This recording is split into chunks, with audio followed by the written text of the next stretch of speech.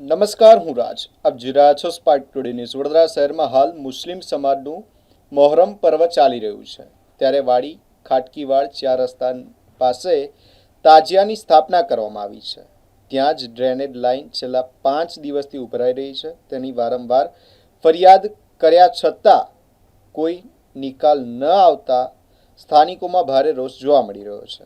તહેવાર છે અને નાપાક પાણી ઉભરાઈ રહ્યું છે.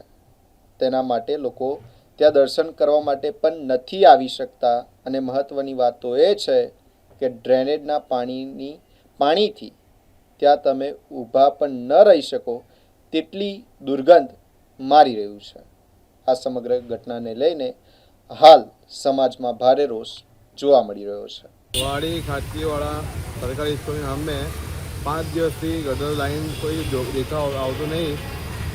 અમે ઘડી રજૂઆત કરીએ છીએ. તાજિયાના પાસે પાણી આજે બહુ આવી ગયું, બહુ ગંદકી વધી ગઈ છે. તમે કોને રજૂઆત કરી છે? અમે આપણે 14 નંબરના આપણા એ ભાઈ છે ને કિરીટભાઈ, એને રજૂઆત કરી, પણ એ બી ઘડી કરાવે છે, પણ કશું એનો નિકાલ આવતો નહીં. તમારી આગળ શું માંગ છે? અમારી માંગ એવું છે કે મારું બધું ચોખ્ખું થઈ જવું છે. બહુ નાપાકી વધી ગઈ છે. શું નામ તમારું? મારું નામ ગુલામ નબી કુરેશી.